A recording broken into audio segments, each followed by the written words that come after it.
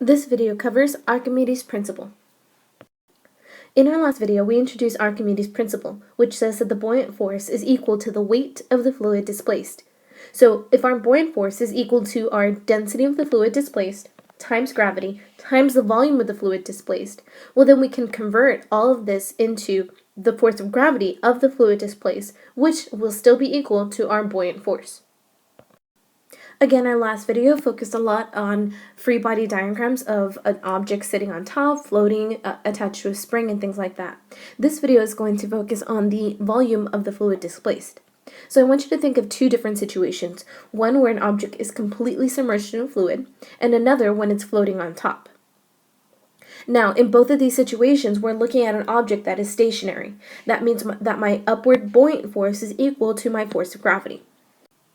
If this is true, then I can rewrite my equation for my buoyant force as the density of the fluid times gravity times the volume of the fluid is going to be equal to the density of my object times gravity times the volume of the object. So, when an object is completely submerged, that means the entire volume of the fluid displaced is equal to the total volume of my object. If this is true, then the density of the object must be the density of the fluid. So, everything on the left column is going to be true for an object completely submerged. Now we can look at the same variables for an object that's just floating on top. If we have the density of the fluid times gravity times the volume of the fluid displaced is equal to the density of the object times gravity times the volume of the object. Now we can look at a situation where object is just floating on top. When that's true, then my volume of the object is still greater than the amount of volume displaced by that object. So, if this value here is smaller than this value here, that means that my fluid density has to be greater in order to make up for that difference. When that's true, that means that my density of the object is less than the density of the fluid. So, anytime that you have a density of an object less than the density of the fluid, your object will be floating. So, the red part is the most important for this section.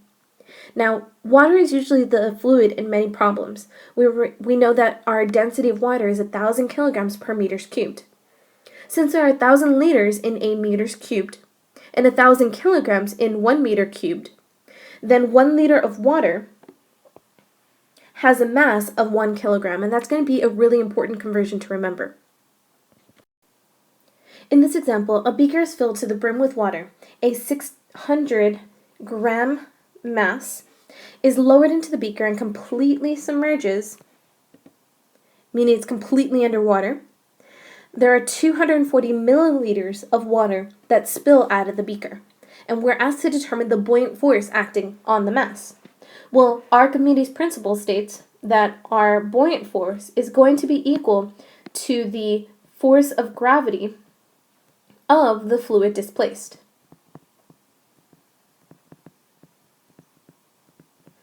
So again, this is just another way to write the density of our fluid times gravity times the volume of the fluid. So there's two different ways that you can solve this problem.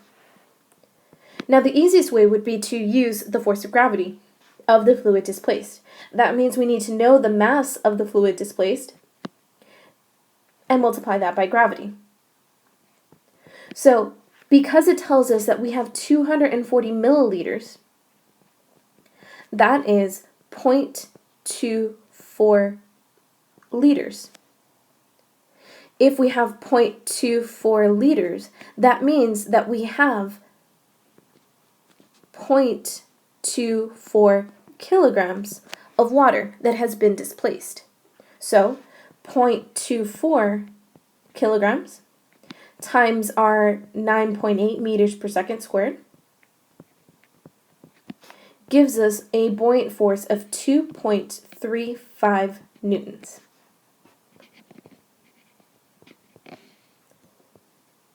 So again, this is a really quick and easy way to determine our buoyant force. You could have also done it using our rho GV on this side. So just to prove that to you, if we are talking about water, we're talking about 1,000 as our density. Gravity is still 9.8. Now the thing here is that the volume of the fluid displaced is 0.24 liters, but when we talk about volume, we have to be talking about meters cubed. So 0.24 liters converted to meters cubed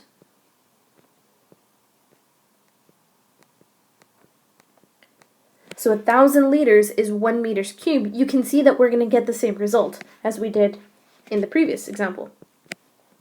That we're still doing 9.8 times that 0.24, but now our units are different. But we get the same result. So you can choose to do it either way depending on the information that you have. Part B asks us to determine the density of the mass.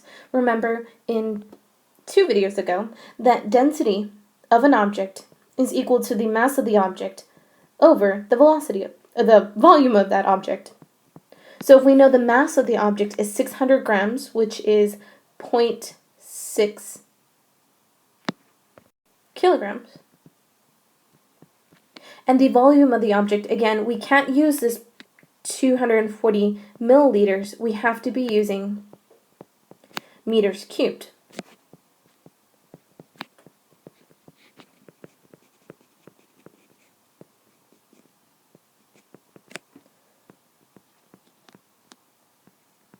Which gives us 0.00024 meters cubed. So 0.6 divided by 0.0024 gives us a density of 2,500 kilograms per meters cubed. This is the density of our object.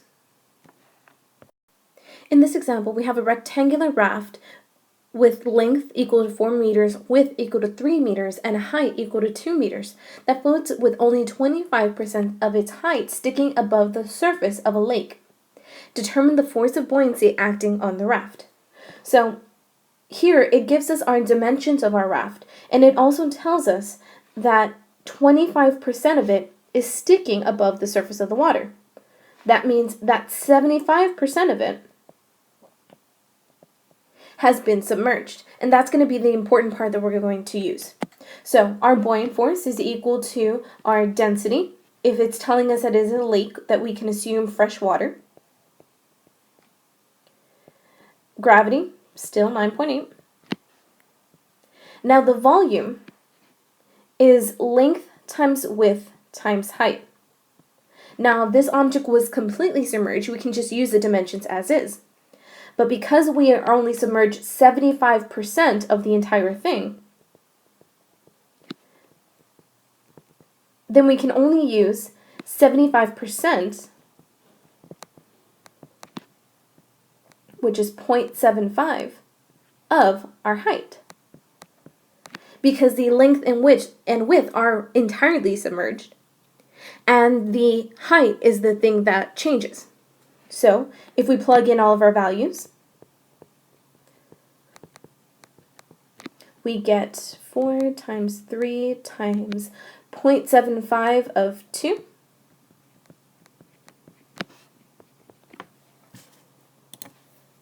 Gives us a buoyant force of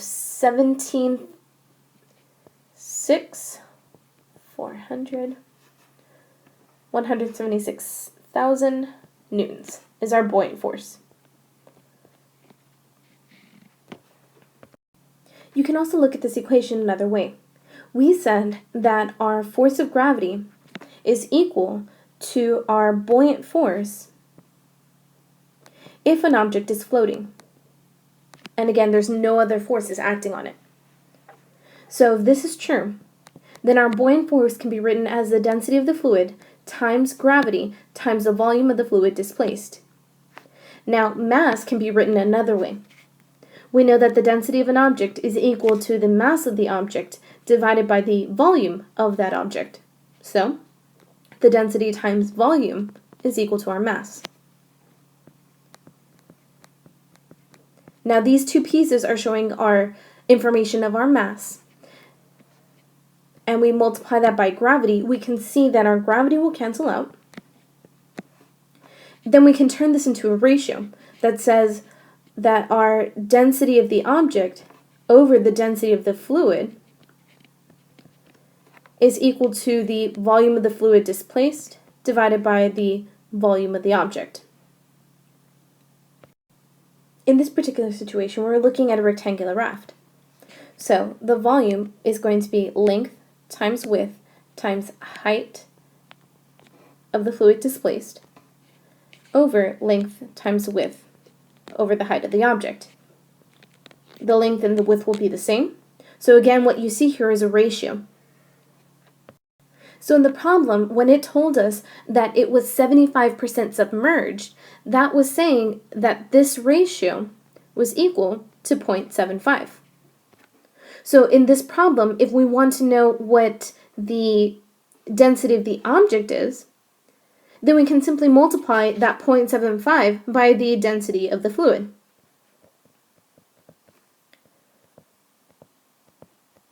Which in this case was water. So our density of the object is 750 kilograms per meters cubed. Again, this proves that if an object is to float on a fluid, then the density of that object has to be less than the density of the fluid. And this last example, a solid square pine wood raft measures 4 on a side and is 0.3 meters thick. Determine whether the raft floats in water, and if so, how much of the raft is beneath the surface. Here, it is a square raft. So we have 4 meters as the one side, as in length and the width, and 0.3 as the thickness of this raft. So to determine whether it floats in water, we need to look at the densities. We know, or we're given, the density of pine wood. And that density has to be less than the density of water in order for it to float. Well, 550 is less than 1,000, so yes, an object will float. Now, if we want to know how much of the raft is actually beneath the surface, then we can look at the equation that we just derived. That our density of the object divided by the density of the fluid times 100 will give us the percent submerged.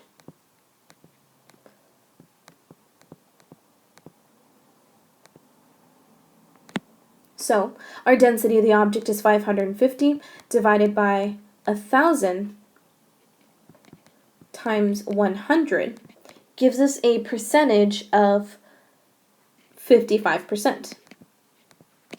So 0.55 times the height of the object will give us the height of the fluid displaced.